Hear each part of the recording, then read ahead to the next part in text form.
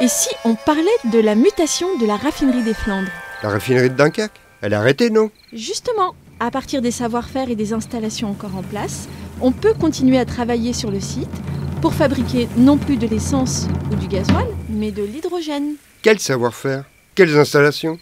Mais les personnels de l'ex-raffinerie et les sous-traitants, mais aussi les installations de pompage et de traitement de l'eau et les 5 éoliennes. Ah oui?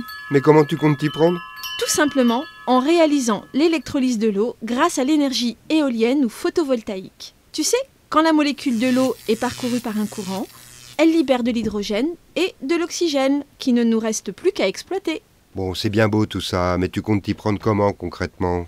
Tu sais, aujourd'hui, on ne sait pas stocker l'électricité en grande quantité. C'est un gros problème. En revanche, on sait stocker l'hydrogène. Et alors? Alors, quand on réalise l'opération inverse de l'électrolyse, on obtient de l'électricité. C'est ça l'astuce. Tu fabriques l'hydrogène en réalisant l'électrolyse de l'eau, tu le stockes, tu le déplaces là où tu vas en avoir besoin, et grâce à la pile à combustible, tu le transformes en électricité sur le lieu même de son utilisation. Une pile à combustible? C'est nouveau ça? Non. La première a été inventée par William Grove en 1839 et utilisée jusqu'en 1860. C'est pas nouveau, mais aujourd'hui, les technologies sont plus avancées. Et à terme, elles pourraient remplacer les moteurs thermiques dans nos véhicules. Tu fais le plein d'hydrogène et le tour est joué. Et tu peux rouler longtemps avec ça? Oui, autant qu'avec les voitures actuelles. Mais avec une différence de taille. Au pot d'échappement ne sort que de l'eau pure. On va pouvoir alimenter les voitures, mais aussi les bus, les engins et même les navires. Mais alors, on abandonne le pétrole? Non, pas immédiatement. Il va falloir un peu de temps. Le pétrole, il y en a encore pour quelques décennies, tu sais. On appelle ça la transition énergétique. Et puis, il faut d'abord développer la fabrication en série de véhicules compatibles, créer des stations d'hydrogène pour faire le plein, et les usines pour fabriquer l'hydrogène. Et c'est là tout l'intérêt de la mutation de la raffinerie des Flandres. Ok. Mais alors, tu fais quoi de ton hydrogène en attendant? En attendant, je le mélange au gaz naturel. D'abord à hauteur de 6%, puis on augmente progressivement les proportions. Tu imagines les quantités de gaz naturel que cela représente? Et c'est encore un bon moyen de stocker l'énergie renouvelable produite par les éoliennes.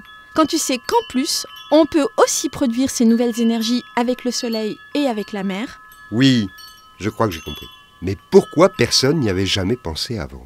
Tout simplement parce qu'on a le pétrole. Mais le pétrole, c'est une énergie fossile, donc épuisable, et son exploitation coûte de plus en plus cher. Et puis, il y a aussi la fameuse couche d'ozone. Tu sais que notre monde moderne rejette de plus en plus de gaz dangereux pour l'atmosphère, ce qui provoque le réchauffement climatique. C'est principalement du CO2, émis par nos cheminées, nos industries, nos collectivités. Et alors?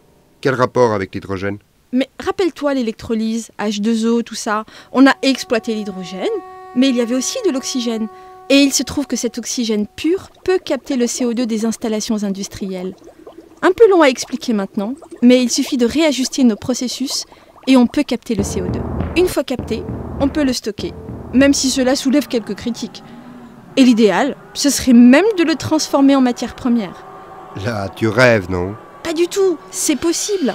Et grâce à l'hydrogène, faire réagir l'hydrogène et le CO2 nous permet de fabriquer du méthane, du gaz de ville, quoi. Incroyable.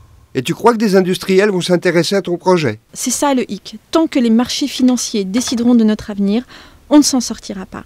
C'est l'État qui devrait prendre la main. Mais pour ça, il faudrait un sursaut, que les populations s'en mêlent pour obtenir des décisions qui mettent en avant l'intérêt collectif. Et tu sais, notre projet à la CGT, c'est bien sûr de lutter contre le chômage qui nous entraîne par le fond, mais c'est aussi d'imaginer quoi et comment produire en pensant à l'environnement. T'as raison, il y a du boulot.